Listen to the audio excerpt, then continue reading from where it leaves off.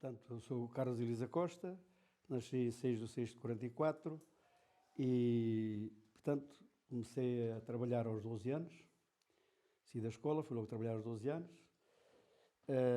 Andei a guardar porcos e vacas. Depois, como não era aquela profissão que a gente gosta, não é a profissão, é onde a gente aprende mais alguma coisa da vida, fui trabalhar para as cerâmicas. Das cerâmicas fui para um rancho da Casa Amaral, onde andei desde os 14 até aos 18, perto dos 19 anos. Aí aprendeu-se tudo um pouco, a cavar terra para arroz, a ceifar trigo, a espalhar adubo nessas charnecas que hoje é tudo de eucaliptos. Antigamente dava tudo pão e milho. O milho também era pão, claro. Portanto, andei ali até aos perto de 19 anos. E tenho uma grande história para contar nessa altura. No dia 2 de 1959, andava a ceifar trigo aqui num cabeço. Passa ali uma avionete, que veio direito aqui uma destas casas, que não havia ainda estas casas. Passou para cima, andava um senhor a carregar o arroz e cortou-lhe a cabeça. No dia 2 de julho de 1959, nunca mais me esqueci. Portanto, daí andei estes anos aqui neste rancho, depois saí, para aqui para fora, trabalhar aqui para os xerês, sempre ganhámos mais alguma coisa. Entretanto veio, antes de ir para a tropa, também ainda fiz muita telha à mão, nessas cerâmicas. E sempre aqui na região? Sempre aqui nesta zona. Também andei em Alpiaça, numa cerâmica, havia ali, que era a cerâmica do Coutinho, que era ao fundo do Val da Lama, ao cimo do Casalinho de Alpiaça. Fiz ali muita telha à mão aqui no forno que se chama o Cargal, onde está os estouros, não sei se passaram por ali, que está ali uns estouros à beira da estrada, que é a ganadaria de Rosa Rodrigues. Fiz ali muita telha à mão e depois, entretanto, chegou a altura de ir para a tropa e pronto, fui para a tropa. Assentei praça em Caldas da Rainha em 1965, no dia 1 de fevereiro. Depois tirei a recruta, tive a sorte de vir para a Força Aérea aqui para Tancos. Chegou a ser destacado para sim, depois estive aqui a tirar o curso da polícia, vim para a polícia, era a polícia aérea. Naquela altura era uma especialidade nova, tinha começado em 64, 64 a 63. E então vim para aqui fiquei à volta de 9 meses, tirei curso da polícia, 4 meses, mais 3 meses e meio de escola de cabos. Depois fui para Aveiro, à espera de embarque, e abalei no dia 16 de dezembro de 1965 para Angola. Cheguei lá, fui no Vera Cruz, cheguei lá, passámos o Natal no barco, no outro dia de manhã, no dia 26, estávamos a encostar ao cais de Luanda. No outro dia, nesse mesmo dia, fomos para o norte de Angola, para Negais. E lá tive 26 meses. Só que tive a sorte, ao fim do ano lá estar, como eu trabalhei com cães polícias, depois cheguei lá, fui trabalhar com cães polícias. E então, como eu era o chefe da secção, tive a sorte de vir trazer 2 cães a Portugal ao fim do ano lá estar. Vim cá passar 40 dias de férias, é verdade, por causa de 2 cães. E depois lá fui cumprir o resto do tempo, vim de lá a 12 de fevereiro, cheguei aqui a 25 de fevereiro de 68 e passei à disponibilidade no dia 29, foi no ano bissexto, no dia 29 passei à disponibilidade, portanto tive 37 meses de tropa. A seguir, olha, entretanto, como trazia as cartas pesadas e trator, e consegui meter-me em uma casa agrícola, a mesma do Amaral, onde estive a trabalhar aqui. Eu tenho outra casa agrícola ali embaixo, que antes chegava a Alcavalos. Fui para lá para tratorista. Estive lá à volta de 2 anos. Depois falaram para ir para uma quinta, para o Sardual. E estive lá pouco mais de ano e meio. Um amigo meu, ainda hoje está, convidou-me para ir para a Alemanha. E então fui para a Alemanha, isto em 71, em junho, salvo erro, de 71. Fui para a Alemanha, 71, já não sei se foi em 71 ou se foi em 70. E estive lá apenas 4 anos, por aí 4 anos. Gostei imenso de trabalhar na Alemanha, trabalhava numa fábrica de fazer fio, poliéster, estava mesmo bem lá. Antes trabalhei numa firma onde andavam a substituir canos de água e gás, que estavam lá já há anos nas ruas, não é? Mas ao fim de cumprir o contrato, este meu amigo arranjou-me para a fábrica, porque na fábrica ganhava-se mais, derivado aos turnos que fazíamos, não é? E era exigente, íamos para lá com essa intenção, era de ganhar mais alguma coisa, e fui para lá. Só que a minha mulher deu sempre lá mal, que eu infelizmente já sou viúvo. A mulher deu sempre mal. E depois, ainda por cima, tinha um irmão em Angola, queria vir passar férias a Portugal, e estavam lá 3 irmãos. Estava a minha mulher, estava o meu cunhado que mora aqui ao meu lado e um outro irmão que já morreu.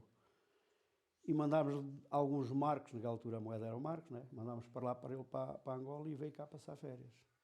Veio cá a falecer. Um acidente. Ele jogava muito bem à bola. Ele jogou na segunda divisão no Torres Novas. O Torres Novas chegou a estar na segunda divisão. Ainda com o campo pelado, hoje é relevado. E de maneira que viemos ao funeral e ela já não quis ir. Ela já não quis ir. E eu fui lá, tratei da papelada e vim-me embora, mesmo no fim do ano. Acho que cheguei cá no dia 27 ou 28 de dezembro de 74. E pronto, assim terminou a minha passagem por Alemanha. Já se tinha dado o 25 de Abril. Por acaso, até quando se deu o 25 de Abril, estava eu em Portugal de férias, tinha vindo já com a minha mulher para as termas, para Caldas da Rainha, por causa da sinusite que ela tinha. Estivemos lá 15 dias, depois passámos outros 15 dias aqui, foi quando se deu o 25 de Abril. Entretanto, olha, estive estabelecido ali numa taberna que está ali no Largo, e bombas de gasolina, mas nunca tive feitiço para aturar, se calhar, as pessoas que bebiam mais um copo, e muito trabalho. Eu e a minha mulher fartámos de trabalhar. E eu, como tinha a bomba e a taberna, aquilo era trabalho demais, e eu cheguei a um ponto de dizer assim, isto eu arrebento aqui. O dinheiro não é tudo na vida. Então traspassei aquilo a outro e andei aqui 6 meses a trabalhar, fui para a fábrica de papel e tal, e até que fui ainda para chofer de um amigo meu que também já faleceu. Tinha a tal cerâmica, mas eu, como vinha com ideias, quando vim da Alemanha, de abrir o estabelecimento, que está hoje lá o meu afilhado, aqui ao cimo da vila, e abri o estabelecimento. E ali tive 30 e tal anos. 35, por aí, 35 anos. Tive ali um estabelecimento, um mini mercado. Aquilo era uma loja muito pequenina, fui modificando aquilo, fui modificando. Fui a primeira loja aqui dentro da freguesia de uma ter uma vitrine, em 77. E de maneira que estive ali, aqueles anos todos, felizmente a coisa correu bem. Isto, na altura, após o 25 de Abril, as pessoas mais ou menos governavam-se mais ou menos bem, pronto, as pessoas trabalhavam no campo, mas havia dinheiro, movimentava-se as coisas, e fiz ali vida, e até que depois me reformei, entreguei aquilo ao meu afilhado que trabalhava lá comigo. Passei muito, a gente aprendeu muito, era um serviço pesado, mas a gente tinha uma coisa, éramos alegres ao fim do dia. Sabe que nós estamos a ouvir isso de toda a gente que... Os nossos divertimentos, tínhamos vontade ainda para virmos para ir para a coletividade, ainda participei num rancho folclórico que aqui havia, ainda tínhamos força para vir bater o pé. Sabe que toda a gente está a dizer que a vida era muito dura antes do 25 de Abril, mas que as pessoas eram alegres e se divertiam umas com as outras. Mais humildes que agora. Não desfazendo, claro, tenho pessoas amigas, felizmente não me dou mal aí com alguém. Mas pronto, era o que tínhamos e tínhamos que aproveitar, não é? Aqueles bailes ao fim da semana aí nessas charnecas que hoje não tem na vila há uma pessoa. Havia aí bailes que a gente ao sábado batíamos lá o pé até às 6 da manhã. Até de manhã, até o sol raiar. É verdade. Cheguei de lá a vir às 6 da manhã, ali uma casa velha que está ali ao fundo, que era ali que o meu pai ali morava. Cheguei-me a deitar às 6 e ele chamar-me às 7 para carregar uma carroça de estrume para ir para a horta. E eu não podia dizer que não. Pois. E tive que me levantar para ir carregar o estrume para irmos para a horta, uma horta que havia aqui lá embaixo.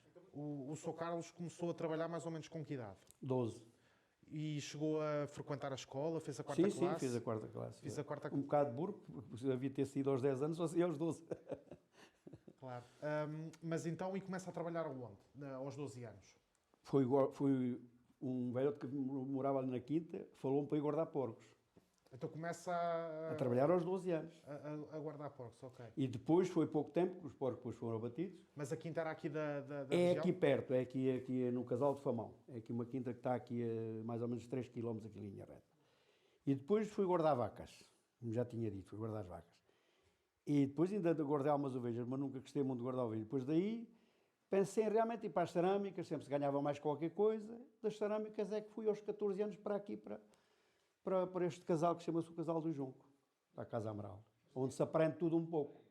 Era. Os porcos andavam na engorda, que havia muito bolota nessa altura, andava mais o velhote. Pronto, os porcos assim que engordaram, depois saíram, não é? E depois guardei as vacas, andei a guardar vacas. Mas saía de manhã com os porcos, ia para o monte? Andámos no monte, exatamente, é verdade. E quantos eram? Naquela altura, não me recordo, mas se calhar uns 20 ou mais, mas era tudo porcos para engorda. E era sozinho com 20 porcos? Não, e mais um velhote que era o homenzito que me falou, foi. E trabalhou durante mais ou menos quanto tempo, então, nas cerâmicas? Nas cerâmicas, na altura, até ir para o Rancho do Junco, muito lá trabalhei nas cerâmicas, para aí ano e meio ou 2 anos, vai. Pois. Dos 12 aos 14, então? Isso mais ou menos, por aí.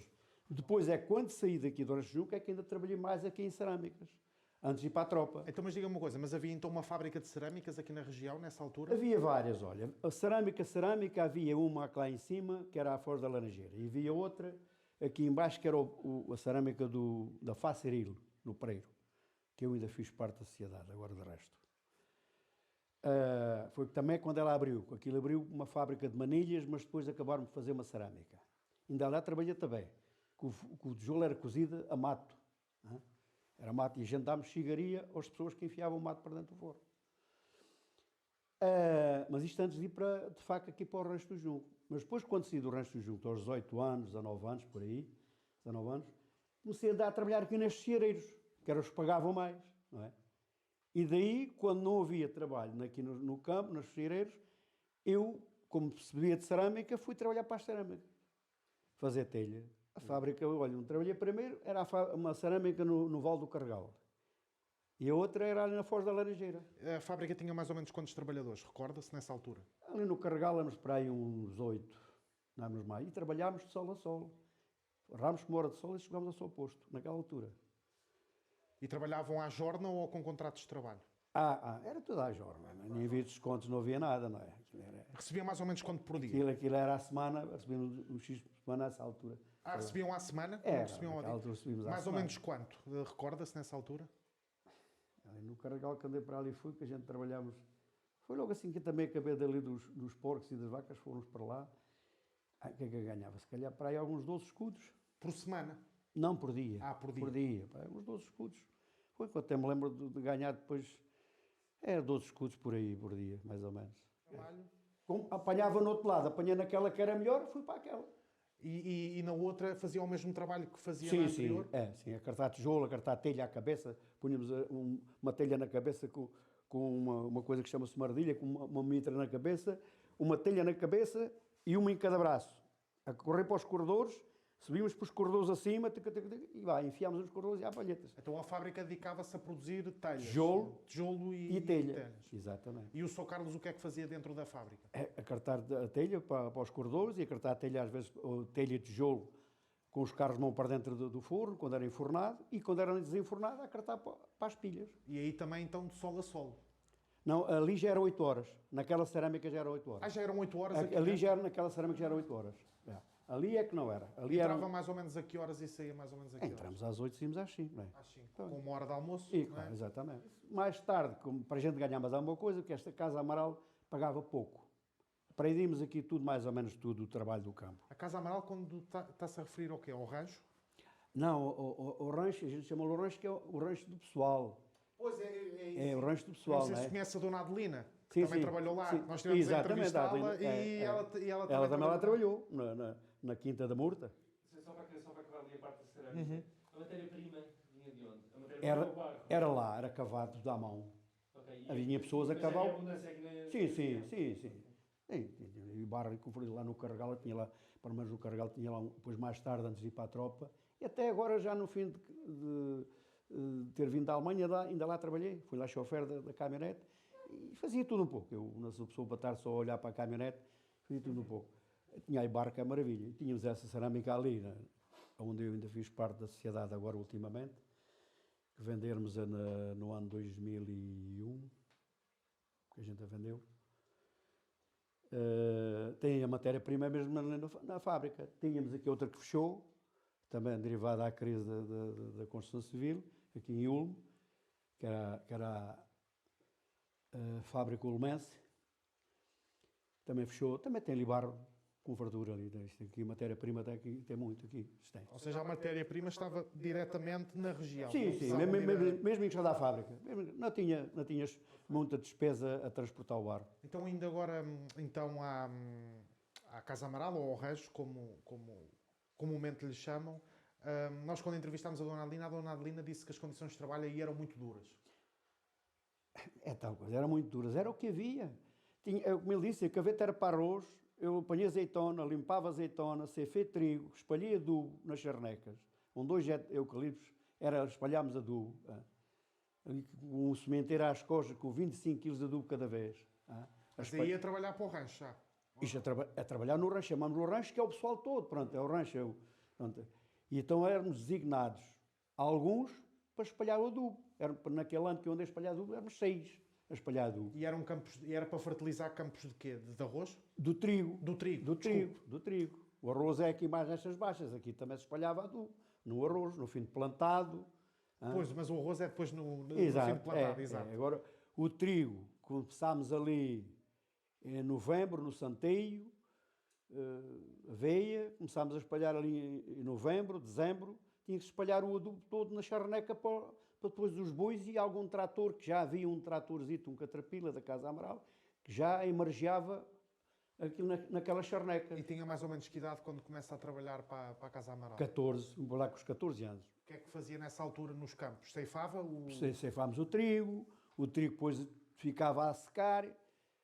Normalmente o trigo, quando é ceifado, quase sempre está, na charneca estava sempre seco. Mas pronto, fica mais um dia, coisa, e tínhamos de se levantar cedo e começar a atar o trigo, a fazer molhos, aí às 5 da manhã, que é quando há uma maresia, há um orvalho, não é? E porque do próprio pão é que se fazia o atilho para atar os molhos. E depois tinha que se rechegar tudo à mão, as costas, rechegámos para um monte, que se chamava Orelheiros, e os bois vinham por lá atrás, carregavam e traziam para a eira, para depois ser debulhado nas máquinas. E o trigo era produzido para que efeito? Para pão? Era para pão, era. Essencialmente, então, para o pão? Sim. Sabe, o nosso país, antigamente, no tempo lá do amigo Salazar, sabe que o Alentejo e o Ribatejo, as charnecas, aproveitavam-se todas para trigo e para milho de sequeiro. É verdade. Sabe que o Alentejo foi considerado o celeiro de Portugal, não era? Era uma loucura, não é? Só que agora é o que temos. A maior parte desse cereal saiu daqui, então? Ou ficava cá? Não. Algum ficava cá e era falado que o amigo Salazar que o vendia.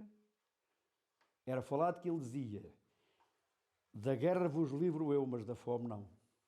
Portanto, passávamos fome para ele vender para a guerra.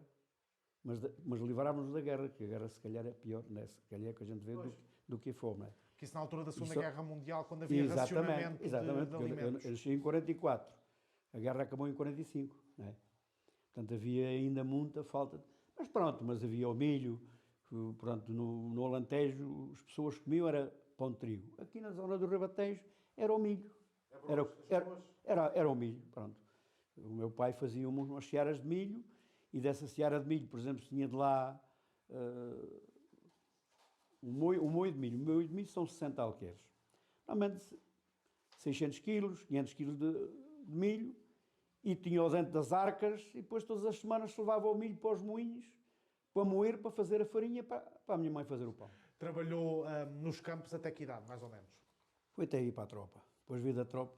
Portanto, até 65, então, até 65, exatamente, foi quando fui para a tropa, exatamente. Ou seja, então teve sempre nos campos até ser... Sempre, foi desde nasci. E sempre no trigo? Não, era trigo, era o milho, era roçar mata aí nas charnecas, o mato era todo roçado à roçadoira, uma roçadoira, e quando chovia andávamos com uma sacazita para as costas. Falar isso, roçar mata, os ombros ficavam todos molhados, por vezes vínhamos, vamos embora, é só chover, vamos embora. Chegávamos a casa e começava a fazer sol. Tanta vez, por isso o dia, não ganhávamos. Só ganhámos o tempo que trabalhávamos, mais nada. E nos campos trabalhavam de sol a sol ou já eram Aqui na Casa Amarela era, farámos com uma hora de sol e despegámos ao sol posto. E com os ceifeiros? Isso, a ceifar era a mesma coisa, só que havia uma coisa. A gente no inverno, o sol nasce às 8 horas. Começámos às 9. De maneira que até às 5 da tarde tínhamos 2 horas de descanso. Tínhamos o almoço e tínhamos o jantar que chamavam. Agora veja, só trabalhamos 6 horas. Das 9 ao meio-dia são 12. Às 5 são 3 horas. Portanto, 5 e 3, 8. Tirava-se 2 horas do almoço ou do jantar, só trabalhamos 6 horas. Portanto, no inverno a gente não trabalhava às 8 horas, trabalhamos só 6. 6 horas, depois ia aumentando, como agora os dias cresceu, não é? E depois, então a gente no verão, de facto, o sol nasce bastante cedo e põe-se bastante tarde, de maneira que chegámos a fazer à volta de 12 horas por dia. Tínhamos 1 hora de almoço e 2 de sesta. E quando estávamos o pão, que íamos a falar no tarde do pão, como íamos começar muito cedo a trabalhar, quando era às 7 já estávamos a trabalhar. De maneira que como fazíamos mais 2 horas de manhã, essas 2 horas tínhamos na sesta. Tínhamos 2 horas de sesta, mais aquelas 2 horas que a gente fazia a mais de manhã. E as 2 horas de sesta eram mais ou menos a que horas? A gente, normalmente, o jantar que chamámos de jantar, íamos aí para a volta das 3 e 4, 7 exatamente. A gente ia para a volta do jantar, íamos para a volta das 3 horas, que é para depois ter as 3 horas ou 4 horas de sesta. Porque já tínhamos feito as tais 2 horas de manhã. Essas tinham que as dar a gente, não é? Como já as tínhamos feito de manhã. E depois começámos outra vez até às 9. O sol punha-se às 9. Claro. Então, até às 9. Era um sítio onde as pessoas aprendiam a trabalhar. Era o arroz, era o trigo, era gadanhar, uma gadanha. Ainda hoje tenho a gadanha, que aprendi a gadanhar pão, a gadanhar serradela e ainda tem uma gadanha dessa ainda altura? tenho essa gadanha. E se aprende a limpar oliveiras, isso digo-lhe já, nunca aprendi na Casa Amarela a limpar oliveiras. Não, portanto a fazer a limpeza de oliveiras. Agora apanha azeitona, temos que limpar a azeitona com uma pá. Então fez tudo um pouco nos campos. Tudo um pouco, é. Por isso é que aquelas casas agrícolas eram boas para quem quisesse aprender o trabalho do campo. E as casas agrícolas empregavam muita gente aqui na zona? Digo já, naquele tempo, não havia casa agrícola nenhuma que o senhor chegasse lá e disse, olha, você arranja meio trabalho, aqui é todos empregados. Então traz a enxada, traz isto, traz aquilo que é preciso, vem cá ter. Nunca uma casa me negou trabalho, nunca. Onde quer que eu andei, era gente, estas casas ricas, portanto, eu acho que era obrigatório mesmo, a lei do Estado era essa, as casas agrícolas, os agricultores grandes eram obrigados a dar trabalho. Não era como se ganhava cá fora, aí nos ceareiros, não é?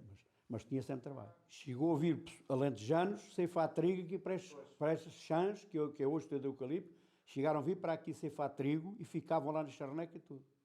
Ficavam lá debaixo dos sobreiros. Então ficavam cá uma temporada para... E até ceifar o trigo. Exatamente. Chegavam ali, diziam ali, tem tantos alqueires daqui de trigo semeado. E eles faziam a empreitada, era para os alqueires de trigo que tinham lá semeado. E eles acreditavam, de facto, na casa, eu acho que não os enganavam, e eles, pronto, apanhavam aquilo de empreitada, pronto, olha, a gente leva tantos dias aqui nisto, vocês têm que dar X à gente. E eles vinham para cá, os alentejanos, chegaram a vir aqui cortar trigo aqui no Rancho do Junco, aqui no Casal do Junco. Como é que eram pagos? Como? Como é que eram pagos esse trabalho? Era a semana. Não era pago em cereal, nem eram pagos... Não, era dinheiro. Fui para ali ganhar, para aqui para o Junco, fui ganhar, com os 14 anos, fui ganhar 15 escudos. Quando nas cerâmicas era 12, aqui fui ganhar 15 escudos. 500 escudos por semana? 15 escudos por dia. 15 escudos por dia. 500, por isso é que está lá. Está a ver quanto é que 15 escudos agora? Agora 7 cêntimos e meio. Pois, exato. 7 cêntimos e meio. De maneira que ganhava os 15. Depois passei a 18 escudos. Depois a gente passado um tempo lá a andar, já somos a caminhar para o homem, passei a 18. Quando foi no tempo da azeitona, ali com os 18 anos, ganhámos o preço do homem, que era 20 escudos. 20 escudos era o preço que se ganhava de um homem. Depois, quando eu me fui embora para Angola, quando eu me vim embora do rancho daqui de Junco, até que passaram os homens para 22 escudos. Mas aqui fora, quando se trabalhava para um ceareiro, chega a ganhar aqui 40 escudos. 40, acho que chega também aos 50, a semear melão. Quando era nesta altura, olha, agora em abril, maio, a semear melão com uma enxada, com a caldeirazinha ao lado com os sementes e com o adubo, a semear melão, à enxada. Plantar tomate, sanchar tomate. Fez tudo um pouco. Tudo um pouco. Até quando estava aqui na tropa em Tancos, aos fins de semana aproveitava para ir sanchar tomate. O Sr. Carlos fez a onda recruta em Caldas da Rainha. Em Caldas da Rainha, ou seja, foi destacado pronto. E fez a recruta em Caldas da Rainha. Dei os papéis aí para a junta para se apresentarmos em Caldas da Rainha no dia 1 de fevereiro de 65. A recruta demorou mais ou menos quanto tempo? 2 meses e pouco. E foi muito duro para si? Foi duro. Foi duro, mas tive a sorte de ter um comandante de pelotão belíssimo. Uma pessoa, uma joia de pessoa. Se quiser referir o nome dele? O nome dele era Carlos Rebelo Honório. Carlos Rebelo Honório. E esteve lá comigo e depois, quando acabámos a recruta, todos os meus colegas, que éramos à volta de 40 pessoas em cada pelotão, e começa a ser uns destacados, uns para Estremoz, outros para Castelo Branco, outros não sei para onde, tirar o ioió que chamavam, e eu fui ficando para trás e mais um amigo meu aqui de Ulm, que ainda hoje é vivo, está no entroncamento, que ele teve na manutenção militar, e a gente, quando fomos à inspeção, eles procuravam sempre, então, para onde é que queres ir? Eu disse, quero ir para a Força Aérea. Mas nunca pensámos que fôssemos chamados, e fomos mesmo chamados. E então eu cheguei ao pé do aspirante, mas esperando, então já todos os meus colegas já sabem para onde é que a gente vai. Vais comigo. Para onde? Para Tancos. Aí ficam todos contentes. Aqui pertinho, aqui a Tancos, fica a Tapetais. E então ele veio para aqui comigo, tirar o curso da polícia, exatamente me tirei. Os 4 meses, ele gramou 4 meses de curso da polícia, ali exatamente, ali uma aplicação militar forte. Ali foi... mas o Sr. Carlos então tirou o curso da polícia já inserido na tropa? Sim, exatamente. O curso da polícia aérea. E polícia de Força Aérea? É, polícia aérea. Então qual é que era o ambiente dentro no seu pelotão? Como é que era? Era um ambiente bom. Também, eu, como ele disse, tive sempre sorte. Só na escola de cabos é que não tive sorte no comandante de pelotão. Porque nós tivemos a recruta, uma aplicação militar, mas não muito dura, porque eu digo que tivemos a sorte de ter um comandante de pelotão bom. Vim para aqui para Tancos, tive a sorte do comandante de pelotão ser um cabo miliciano, porque não havia oficiais suficientes para dar os cursos da polícia. Então os cabos milicianos mais bem posicionados no curso, andaram a dar instrução portanto, aos soldados para tirar o curso da polícia. Também formizava um rapaz de Torres Novas, que se chamava Lopes. Depois tirei portanto, o curso da polícia, fui para quis tirar a escola de cabos. Pronto, não é grande posto, mas sempre me ajudava qualquer coisa, e ajudou, felizmente ajudou-me. Quando estive lá nos cães, lá na polícia, ajudou-me, nesse aspecto. E depois tive mais 3 meses e tal de escola de cabos, aí apanhámos um comandante de pelotão um bocado rijo, que tornou-nos a aplicar outra aplicação militar. Outra instrução mesmo rigorosa, já estávamos fartos daquilo. Ora, foi a recruta, mais 4 meses de polícia, mais aqueles meses todos da escola de cabos, mais a outra aplicação militar, e passámos aqui muita fome. Digam, se não estivesse aqui perto de casa, eu morria à fome. Comer mesmo, era, aqui em Tancos. Mas foi naquele ano, em 65. E a solidariedade entre os soldados notava-se aí? Sim, eram pessoas amigas. Sim, havia sempre aquelas pessoas amigas.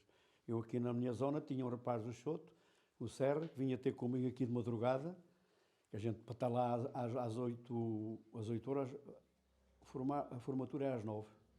A formatura era às 9. Para estarmos lá às 9, olhámos aqui às 6 da manhã de bicicleta a pedais, passámos ao Ritejo para o outro lado ali. Ia de bicicleta? Bicicleta a pedais, era o que é que tinha, era bicicleta a pedais.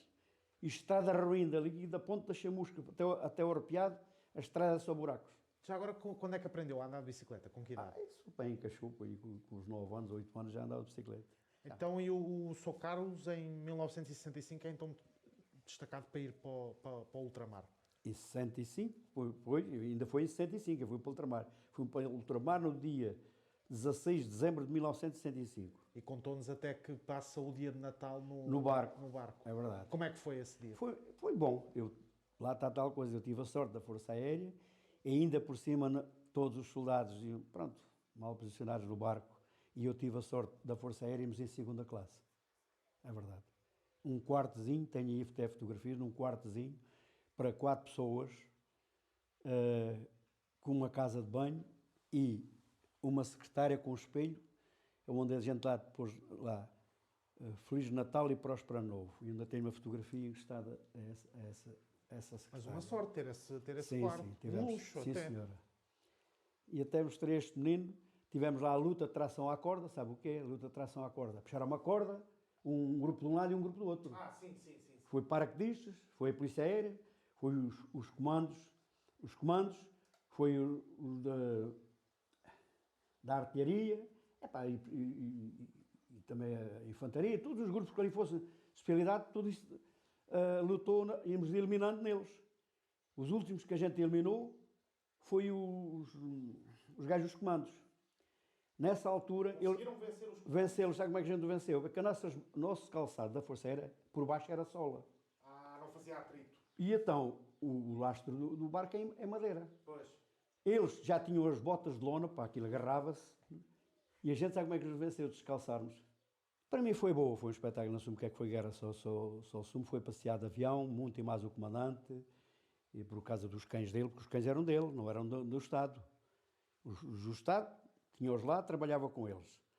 Eu tinha mais 5 rapazes a trabalhar comigo, mais 5 soldados, e era eu o cabo que era o chefe da secção. E o comandante, como a senhora veio para Portugal com os meninos, ele meteu mais um ano, ficou lá mais um ano, e então os meninos só o que faziam é pedir os cães. E o comandante tentou ir mandar para cá os cães para Portugal, mas eu não vinha. É que cheguei a Luanda para pôr os cães no avião, um avião que era transporte militar. Cheguei ao aeroporto de lá, transporte militar, estava lá um capitão que era aqui da Chamusca, o capitão Carlos Dinho. Quando eu ia para ir pôr os cães no avião, diz assim o capitão: então, nosso cabo, cadê o seu passaporte? Disse: mas capitão, eu não vou, só vai os cães. Uma casota em madeira, tudo em madeira, com água lá dentro, para eles beberem, porque o cão sua pela língua. E então o cão precisa de muita água, e desde que tenha medo, ainda pior. E ele disse: tem que é que tira lá os cães? Está lá a senhora, tem se a senhora lá não tiver? Isso não sei. Os cãezinhos cá para trás. Que é o seu comandante? O comandante era o Francisco Alberto Lopes Jão. Você sabe, uma vez ouviu falar no Manuel Lopes Jão, corredor de automóveis. Ele era irmão dele. E depois teve um sobrinho que ainda continuou, também corredor de automóvel. Francisco Alberto Lopes Jão, tenente coronel. Os cãezinhos cá para trás. Os cães não podem ir sozinhos no avião, então que é que lá os tira? Eu assim, então se está aqui uma cadela jeitosa, e era verdade. Estava lá uma cadela que ninguém... Ela não podia ver ninguém falar para mim, só que fizesse assim com os braços. O cão não, era um cão grande, mas era cachorro, fazia mal a ninguém. Agora a cadela era madonha. Às tantas o comandante foi-me pescar outra vez a Luanda, fomos outra vez para o norte de Angola. Lá ver os cães para outra vez para o Canil. Passado uns dias bons, talvez um mês ou coisa assim, diz-me assim a ordenança do comandante. O número dele era o 2264, era um ano mais velho do que eu. Eu era de 65 e ele era de 65. E o meu número era o 30. E ele me disse: 30, ouvi o comandante estar a pedir passagens para ti. Disse: não me deu dessas, pá. Até todos os dias saio com o homem num avião, ele nunca me disse isso. E não, nunca me disse que tinha a minha viagem pedida. E quando um dia antes de eu embarcar, aparece o ordenança da esquadrilha da polícia a dizer-me assim: 30, vai tratar do desquite que amanhã vais para Portugal. Ficou contente. Ih, Jesus. Mas, ou seja, então o seu Carlos não sentiu diretamente a guerra? Não, nunca senti nada a guerra. Felizmente a gente até éramos considerados a tropa do arame farpado. Porque a gente estávamos todos dentro do arame farpado. E ainda com antiaéreas, metralhadoras antiaéreas em volta do exército. E foi uma tropa em beleza. Tive uma tropa em beleza. Tive 37 meses de tropa, mas foi bom. O mais duro foi aqui em Tancos na instrução. Portanto, o resto foi tudo melhor. E volta para Portugal e o que é que começa a fazer e em que é que começa a trabalhar? Assim que vi, fui logo ali para a tratorista da Casa Amaral para a Murta, onde essa senhora Adelina lhe falou, certamente foi a Adelina Barroso. Exatamente. Fui para a tratorista dessa quinta, foi o primeiro tratorista a trabalhar lá na quinta, fui eu. Fui para lá para a tratorista. Trabalhava nas vinhas, curava as vinhas, curava os pomares pessigueiros, as macieiras, preras, que eles tinham tudo isso. E aí as condições de trabalho já eram um bocadinho melhores? Boas. Digo uma coisa, para o começo da minha vida, naquela altura, em relação a qualquer um que aqui andava no campo, Pronto, tínhamos casa dada pelo patrão. E tínhamos um bocadinho de torta para cultivar, mas tínhamos que cultivar, não é? E eu era justo. Sabe o que é justo? Era ser obrigado, eles ganhavam ao mês, enquanto os outros ganhavam à semana, eu ganhava ao mês. Éramos justos que era assim, se fosse preciso trabalhar ao fim de semana, o senhor tinha de trabalhar. E então, ganhava 1.500 escudos, muito bom nessa altura, 1.500 escudos, 50 escudos por dia, 1.500 escudos por mês, tinha a casa, não pagava renda, tinha 3 alqueires de milho, meio alqueire de feijão branco e 5 litros de azeite, todos os meses. Eu tinha sempre azeite para comer, tinha milho para a criação, para galinhas, para um porco, coisa assim, e tinha o feijão branco, que a gente já sabe que a vida pobre comia. E naquela altura um continho 500 ao final do Muito mês. bom, digo-lhe já que foi um começo de vida muito bom. A minha mulher trabalhava no campo, bastava fazer 4 dias para a gente comer, comprar tudo quanto era de bom para casa. E só ganhavam 25 escudos as mulheres, os homens ganhavam 40. Já era às 8 horas, e depois quando eu vim, já a Casa Amaral tinha às 8 horas. Pronto, aí depois, antes do 25 de Abril, já todas as casas já eram todas 8 horas. Já era às 8 horas. Portanto, os homens já ganhavam 40 escudos, os tratoristas ganhavam 50, que era o meu caso, mas era justo. Quando era no tempo, neste tempo agora, por exemplo, se fosse preciso andarmos a lavrar a terra aos fins de semana e agradar, para a plantação do tomate ou coisa assim, ou antes disto, para sementeiras do trigo, para sementeiras de milho, tínhamos de trabalhar. Mas no inverno também passámos de boa vida. Não havia trabalho para fazer, andámos aí a cortar mato, com o corta-mato e tal, naqueles vales. Passava-se de boa vida também. E durante mais ou menos quanto tempo é que trabalhou lá? Ali na Casa Amaral trabalhei à volta há quase 2 anos. Depois é que me falaram para ir trabalhar para uma quinta, para tomar conta de uma quinta para o Sardual. Fui ganhar mais. Por isso é que eu saí de lá. Fui ganhar naquela altura 2 contos, veja, de 1 conto e 500 passei para 2 contos. Por mês, tinha casa, água e luz e um porco gordo ao fim do ano. Porque a minha mulher tratava de 20 porcos e a gente tínhamos deito a um porco todos os anos. E ficou nessa... E ela ganhava 1 conto e 200 por mês. Esse conto e 200 dá para a gente comer e beber à vontade, naquele tempo. Comer e pronto. A gente não dizemos que era comer carne todos os dias, nem a gente éramos capazes, não é? Mas felizmente tínhamos uma vida que podia-se comer bem e dava para isso, E fica nessa quinta no Sardual mais ou menos quanto tempo? Também só 1 ano e meio. Foi quando apareceu esse meu amigo, o marido da dona Adelina. Porque a dona Adelina também foi para a Alemanha. Eles já lá estavam. Ela foi Exatamente. para a Alemanha quando eu estava na tropa em Tancos. E fui ao casamento deles. E o marido dela veio cá à minha casa, lá ao Sardual, e disse-me assim, pá, queres ir para a Alemanha? Eu disse, pá, sei lá. Já fui para Angola, de Angola fui para a Murta, da Murta já venho chegando ao Sardual. Então, vou trazer um contrato de trabalho. Quando foi em fevereiro já tinha uma carta em casa com um contrato de trabalho para ir para a Alemanha. Mas porquê é que decidi então ir para a Alemanha, sendo que as suas condições de vida aqui eram bastante... Ganhava mais. Ainda ganhava mais do que... Também ganhávamos. Eu fui para a Alemanha com o câmbio a 7 escudos. Cada marco valia 7 escudos. Eu fui ganhar, salvo erro, 6 marcos, ou 6 marcos e meio, ou 7 marcos à hora. Ora, eu aqui ganhava 2 e fui para lá ganhar à volta de 7. 7 contos. 7 contos. Aliás, quando eu fui embora para a Alemanha, já ganhava 2 contos e 500. O meu patrão, eu chateei-me lá uma vez com ele e despedi-me. E ele, que eu disse a ele que tinha um patrão que me dava mais. Ele disse, tem quanto é que o patrão dá mais? Dá mais 500 escudos. E diz-me ele para mim, e desde quando é que o empregado meu se vai embora por causa de 500 escudos? Estão certo, mas a gente era aqui. Mas isso já lá na Alemanha? Não, aqui esse aqui. está lá da Quinta do Sardual. Depois aguentei lá mais um tempo até ir para a Alemanha. Para a Alemanha é que ele foi então assim. Para a Alemanha é que eu não vou desviar de você ir. Porque eu conheço a Alemanha e a Alemanha, foi a mesma resposta dele, foi assim, a Alemanha é como um bom relógio suíço a trabalhar. O relógio suíço tem fama, não é? Ele conhecia a Alemanha porque ele era vendedor da Esso e dos motores Siemens. Ah, sim. Ele era vendedor dos motores do óleo Esso e dos motores Siemens. Mas que zona da Alemanha é que o Sr. Carlos foi? Estive na parte sul, aqui em Freiburg. Em Freiburg, ok. É Freiburg, mas a gente lá é o Eiuval. Freiburg. Exato. Freiburg. Exatamente. E esteve lá a trabalhar numa fábrica... Primeiro, o contrato foi para uma firma que trabalhava por conta do Estado.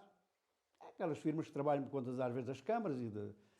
Andou a tirar canos de água e gás que já lá estavam há 40 anos debaixo da terra.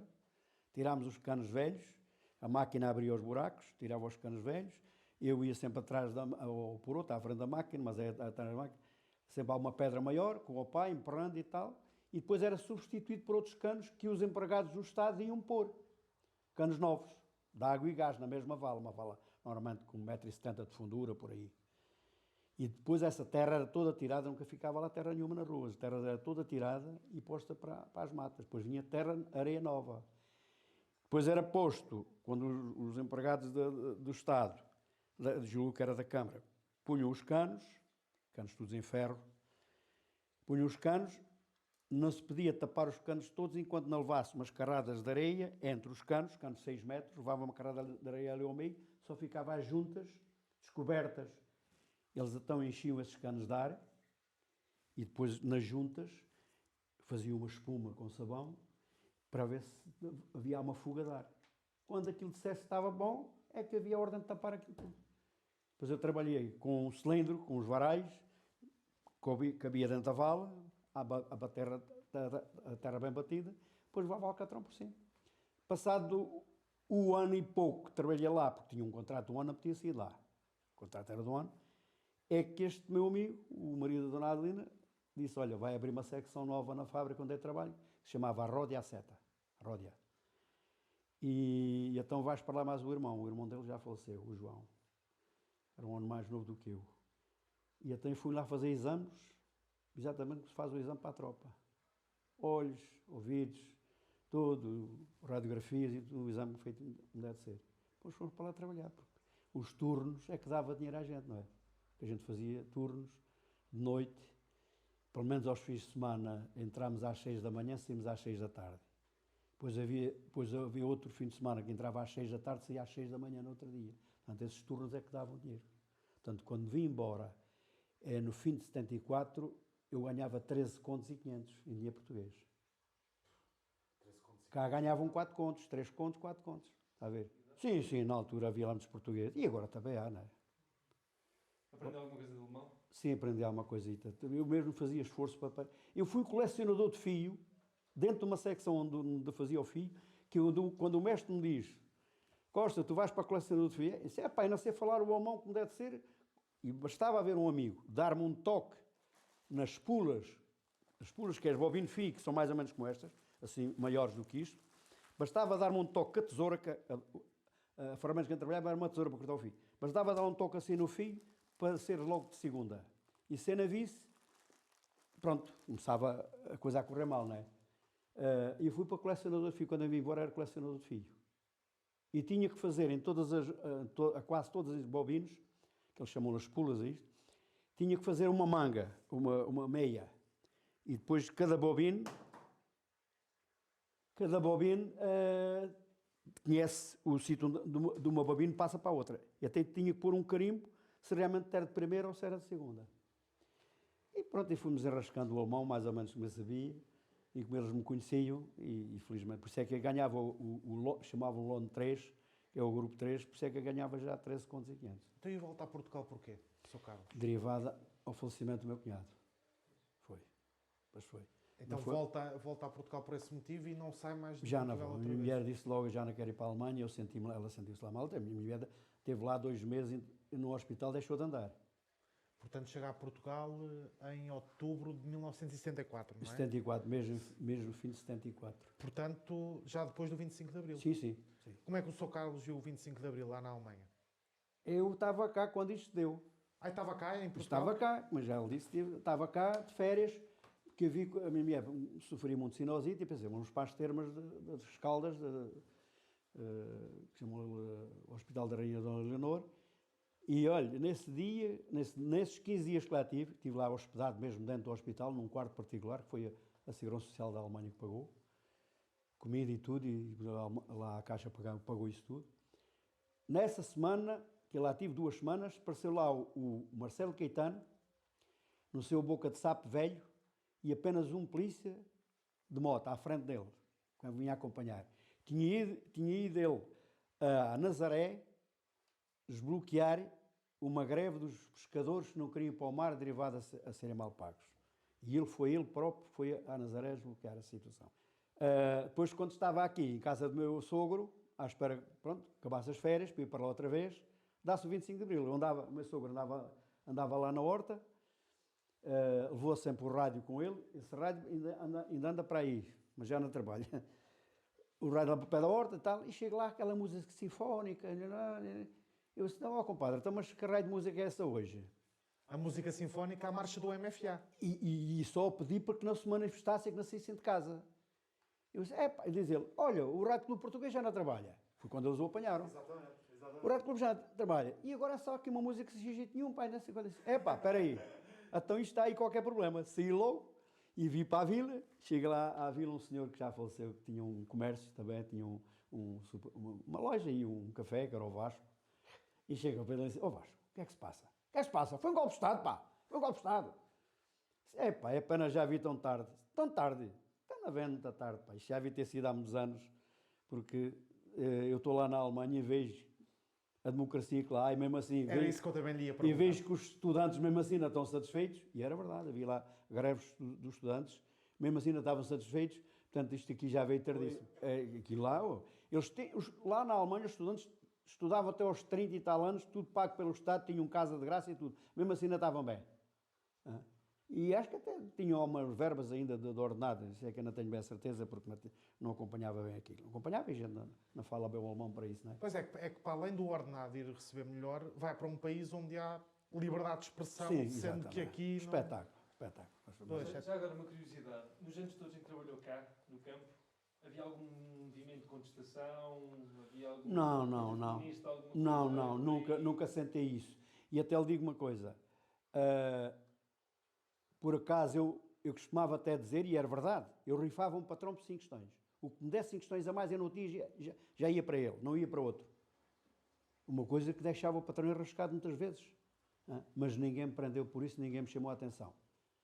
Portanto, nunca soube o que era de facto uma repressão. Eu fiz sempre aquilo que tinha vontade. Trabalhava, fazia o meu dever, cumpria aquilo que me dava, não me convinha, ia-me embora. E ninguém me prendeu por isso. Onde eu fiquei a conhecer o que era mais ou menos, de facto, a ditadura, portanto, a gente não poder falar, foi em Tancos.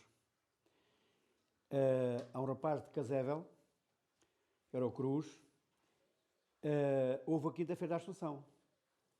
E todos os sargentos e oficiais, da parte da tarde, não havia instrução, puderam sair à porta da arma para fora. Os soldados não puderam sair. E a gente tínhamos as nossas bicicletas todas enfiadas lá nos cabides ao pé da casa da guarda. E diz assim o Cruz, ao pé da porta de armas. Se fossem todos a minha opinião, abrimos a porta de armas e íamos embora.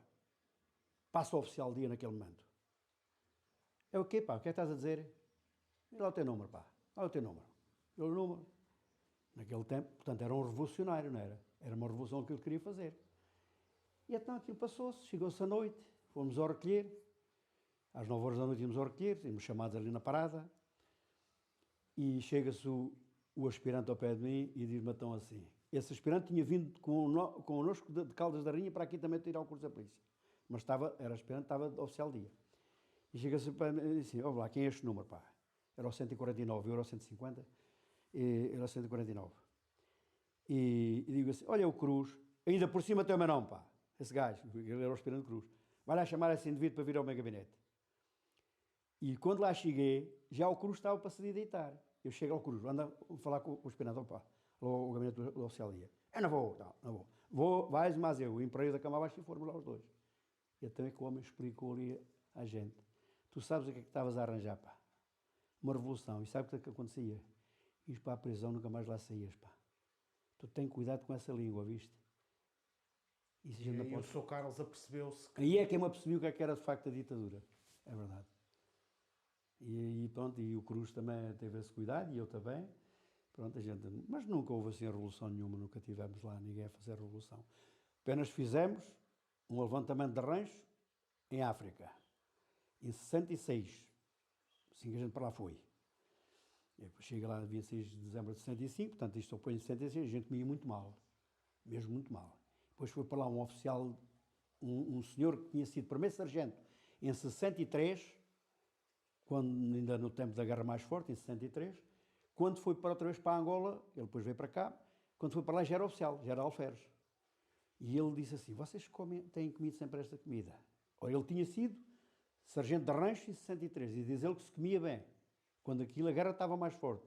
em 66 comíamos mesmo mal. E ele disse, no meu tempo comia-se melhor que o que se come agora, não sei quanto. E ele ensinou, se não dizia, não, vocês têm que fazer um levantamento de rancho. Fizemos um levantamento de rancho, entramos todos dentro do refeitório para ir comer, era quase todos os dias arroz com peixe, aquele peixe vermelho, um arroz ali cheio de clarau, não sei o quê. Aqui já andamos fartos daquilo, havia pessoas que não comiam aquilo. Eu já comia mal, mas havia lá outros que comiam bem, e ele ensinou-nos a fazer o levantamento de rancho. E de maneira que entramos todos, ninguém comeu. Fui combinado com um indivíduo que lá estava de 73, que era açoriano.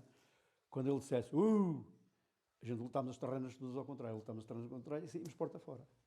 E conseguiram... O levantamento de rancho, e o oficial de rancho foi posto lá para fora. Mas conseguiram ter comida melhor? Sim, depois começou a ser melhor. Perfeito. Fomos ameaçados que íamos para a Guiné, porque a Guiné era onde a guerra era mais... Era pior. Fomos ameaçados que íamos para a Guiné, mas felizmente não fomos. E depois começámos a comer melhor. Pois foi. A partir dali do fim do ano de 66 até me vir embora, comia-se bem. O Sr. Carlos ainda se lembra, por exemplo, de votar para a Assembleia Constituinte? Lembra-se? Sim, isto foi... 75? 75. Como é que foram as eleições aqui na região? É uma confusão enorme. Então era a rua cheia de pessoal e uma fila enorme à espera para ir votar. As duas escolas que tinham 2 mesas, mas aquilo era uma fila enorme para ir votar. Ainda fiz parte da Assembleia na outra... Não sei se foi logo na outra votação, se foi ao fim, não sei em que ano é que foi. Ainda fui presidente da Assembleia de Mesa. Mas como independente ou sempre por algum partido? Partido Socialista. Eu estava na Alemanha e via que era o Partido Socialista, era o Willy Brandt? O Willy Brandt lá estava. Foi presidente internacional do socialismo. Que era bastante amigo do Mário Soares. Exatamente. E digo uma coisa, a Alemanha, está aí a dona Adelina e aqui o meu cunhado também lá teve, mas talvez não acompanhasse isso bem, a minha cunhada. A gente íamos ao médico que queríamos, íamos à farmácia, pagámos apenas meio marco pelos medicamentos. Só tinha médico de graça e medicamentos de graça. E tínhamos, nas fábricas, era assim, eu agora de resto já tinha direito a 26 dias úteis de férias. Úteis, não contava as folgas. Portanto, como tinha direito a 5 folgas, ou 6, eu cheguei a ter 30 e tal dias de férias por mês. As últimas que tive foi isso, que foi as tais que eu passei em Caldas da Rainha aqui. Pois foi. Pronto, mas então estávamos a falar do Sr. Carlos ser militante do... Militante não, mas ser do Partido Socialista. A partir de mais ou menos... Não estou inscrito em partido nenhum, mas foi sempre a minha ideia do Partido Socialista. Derivado ao Partido da Alemanha, como lá estava, ganhou simpatia. Vi sempre com essa ideia e continuo sempre com essa ideia. Agora nunca tive filiado em partido nenhum. Não. Mas o Sr. Carlos disse que participou numa mesa... Participei na mesa da Assembleia, lá da votação, e fui presidente da Assembleia da Junta também, 4 anos. Acho que chegou a ser presidente da Junta? Sim, fui. Aqui da Freguesia do... Não gostei da experiência por isto, porque quando eu vejo pessoas que realmente querem fazer alguma coisa, mas é com a ideia do partido e não para aquilo que a Junta de Freguesia precisa, não é? E eu acho que não é assim que se deve ver as coisas. Se pode ser lá comunista, ou pode ser do PSD ou CDS, mas se tiver uma ideia boa, eu aprovo-a. E porque esse homem queria era mandar no presidente aqui, ultimamente tinha estado o Partido Comunista lá, ele queria mandar no presidente, mas ele também foi rijo, o nosso presidente. E eu, pronto, não gostei daquela situação. E ainda por cima tinha uma casa aberta, tinha um mini mercado, não podia dar mal com as pessoas, não é? E pronto, então só tive aquele ano, nunca mais quis. Eles quiseram ainda entalar para ir para o presidente da Junta a seguir, que o outro não quis, e disse, não quero, já não quero mais nada de política. E movimentações de trabalhadores aqui na terra durante o 25 de Abril? Houve aqui este tal casal aqui da Casa Amaral foi apanhado, fez uma comparativa aqui do casal do Junco. Houve ali manifestações ali no lar. Chegou a haver aqui uma cooperativa? Sim, chegou a haver aqui cooperativa, até que depois... Gerida pelos trabalhadores mesmo? Exatamente. Pois. Até mais ou menos quando? Recorda-se, Sr. Carlos? Se calhar o máximo se calhar até 80. Pois, quando sai a lei Barreto. O máximo se calhar até 80. Pois. E também cheguei a ver algumas manifestações ali no Largo, a quererem obrigar as pessoas, portanto, alguns agricultores, que dessem trabalho. Você tem que nos dar trabalho, não sei quando. E de maneira que havia umas certas manifestações que eu não gostava de ver. Pronto, isto nem a mim, nem toda a gente tem a mesma ideia. Cheguei a ver ali pessoas a proibir de alguns daqui irem trabalhar para o campo, porque os do campo queriam ganhar mais, não queriam que eles fossem trabalhar.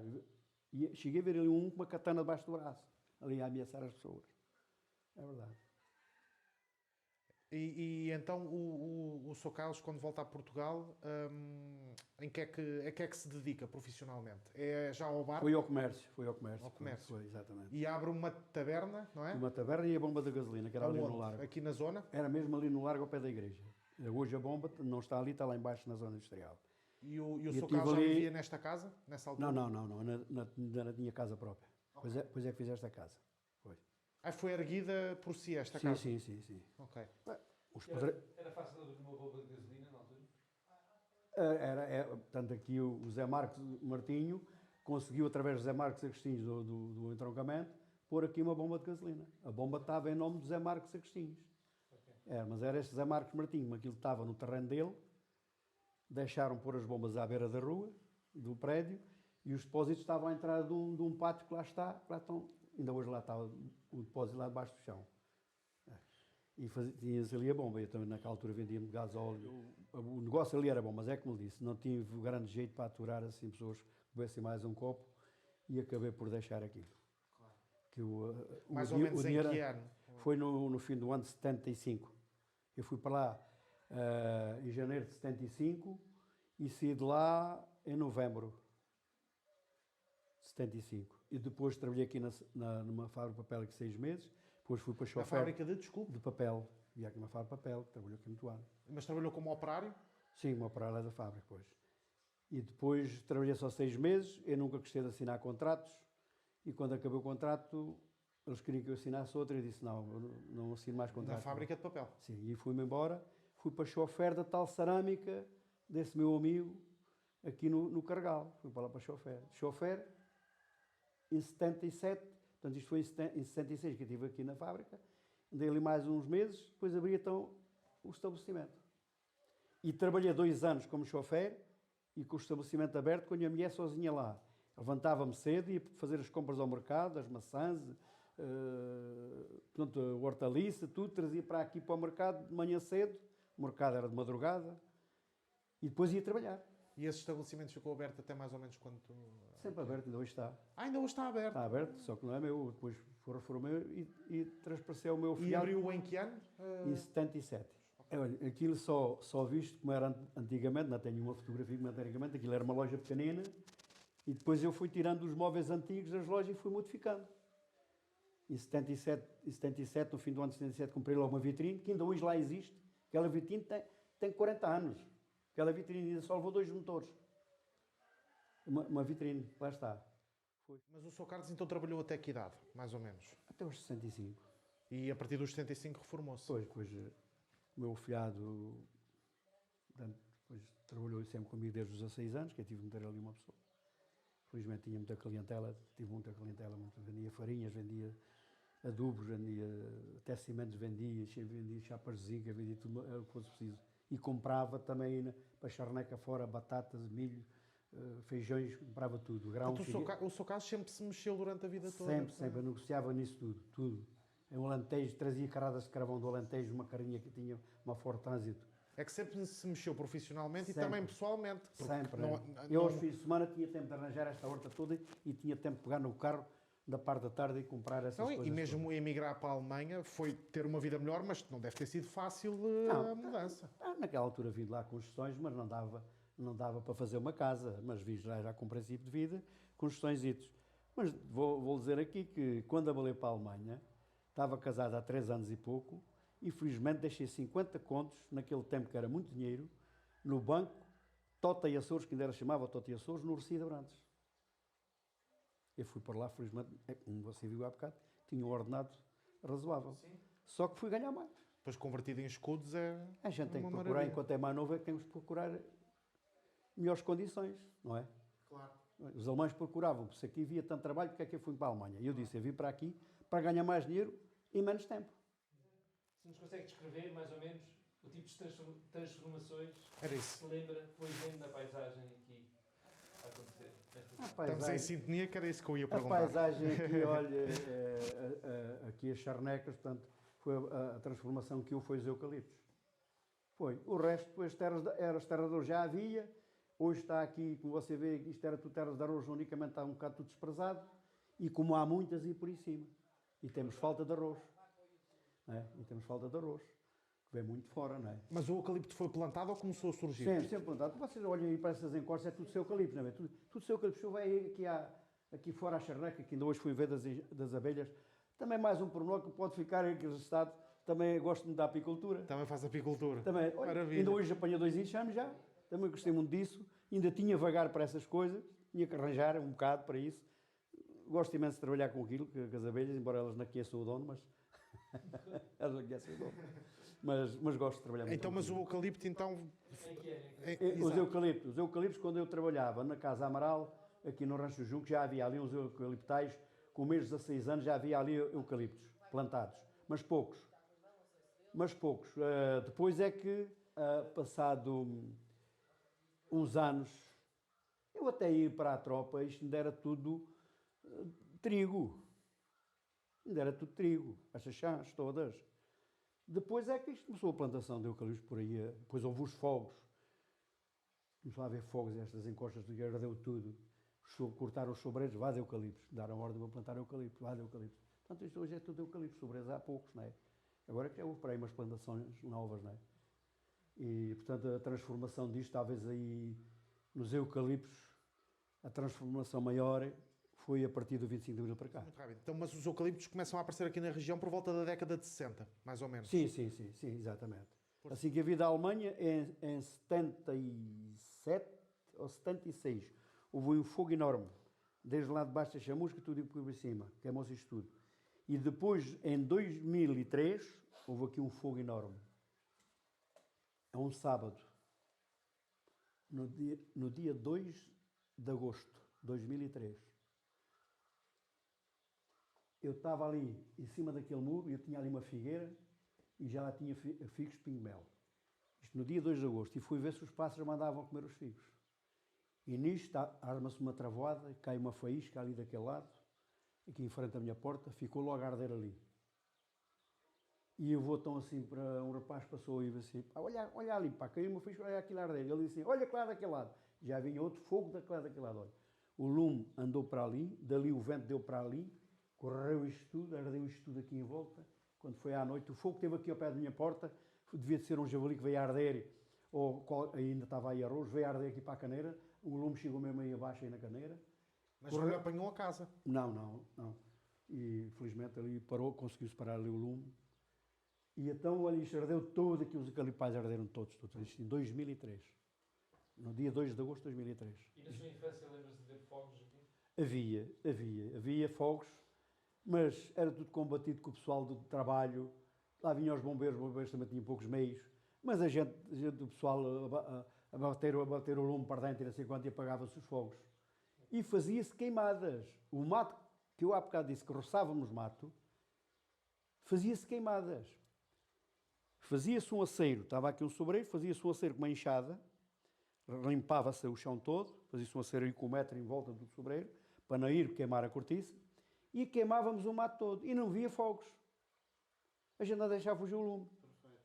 E agora não se pode queimar nada. Teve para queimar uma pouca de palha que aí tinha, um pouco de coisa aqui, lixo aqui da horta, tive que pedir a autorização para queimar uma coisinha desta, já viu? Há pessoas que não sabem, eles até dizem que o pessoal que queimou até a palha de arroz, veio aqui uns indivíduos interferir, este rapaz andava lá a queimar a palha, vieram uns indivíduos ali de proteção civil, vieram de pernas, não sei o quê, vieram aí, pai, sabe, vocês não podem fazer isto é uma queima de palha. Não, senhor, isto é uma queimada. Um chamam uma queima, outro chamam uma queimada. Uhum. Uma queimada era o que a gente antigamente fazia no mato. Isso é que era uma queimada. E não deixávamos fugir o lume. Era muito raro ver fogos. E quando havia, combatia-se com facilidade. Já agora o clima.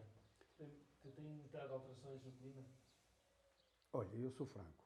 Há pessoas que dizem, antigamente não fazia tanto calor, não fazia isto. Eu acho que ali em julho, tanto calor. Eu a cartar água, era porque enquanto ganhou o preço, éramos a aguadeiros. a cartar água para 20 e tal pessoas, 25 pessoas, a ceifar trigo, a ceifar santé. Se eu olhava para aquelas encostas, até via o calor a tremer. Ainda eu não tinha chegado à fonte para ir buscar um barril de água, um barril de 25 litros, que a gente punha aqui ao ombro para cartar. E eles estavam a gritar para a água, para trás lá água. Aquilo era um calor horrível. Quando a gente íamos para a cesta, como eu há bocado não contei, a gente nem conseguia descansar nada com tanto calor. Debaixo dos sobreiros há uma sombrazita. E as formigas a atacar a gente. Pois. É verdade. Era duro, não é? Era duro. E, portanto, o clima era quentíssimo, não é? Hoje as pessoas, hoje está aí 40. Eu naquela altura bem sabia a gente quantos graus fazia. Sei que era calor horrível, olha. Calor horrível, que a nossa roupa era só sal nas costas, com o suor. Hein? E outra não via. Pois. E outra não via. Bom, E cheguei no verão, irmos raspar a vinha, em julho, agosto, antes de começarmos a... Até às vezes era depois das ceifas. Íamos raspar a vinha, a erva no campo, que hoje é toda trabalhada com o trator, não é? Era casa inchada a raspar a vinha. Aquilo era uma poeira enorme. E ficávamos lá. Eu hoje vejo isto um bocadinho mau. Isto já teve melhor, já teve aqui um grande movimento. Isto chegou a ser aqui 9 mercearias, tudo vendia. Pessoal muito dedicado aqui a isto. Vi um grande progresso aqui também em fábricas e muito trabalho. Agora vejo isto um bocadinho já mais abandonado. Casas velhas, muitas casas velhas. Só unicamente está agora a recuperar mais nessas casas é imigrantes, para aqui vêm brasileiros, ucranianos, romanos, estão por aí. Mas mesmo assim ainda temos uma terra bastante industrial. Se calhar somos da freguesia do concelho com mais indústria. Temos uma fábrica de água que é um espetáculo. Temos aí terraplanagem, temos carpintarias, temos serralharia, que é uma boa serralharia que está aí a trabalhar. Temos construção civil também, uma empresa de construção civil. Temos aí muito trabalho. Isso, há aí muito trabalho. Portanto, do ponto de vista industrial, sim, está vivo. Sim, só unicamente de facto, veja o pessoal novo a falar daqui. Vão ver para o entroncamento, vão para Torres Novas, vão para a Gulgã, não fazem aqui casa. Portanto, o despovoamento é um fenómeno que ataca... Exatamente. Enquanto houve aqui uns anos, tudo aqui fez bairros novos, não é? Há aí bairros novos aí por aí baixo. Pronto, houve aqui uma altura que de facto isto progrediu e dava gosto de ver isto. Agora, pronto, isto derivado... A gente nova gosta mais de ir para fora. Claro. Enfim, e depois alguns ainda vêm para cá trabalhar, porque lá não há assim trabalho às vezes, e vêm para aqui trabalhar.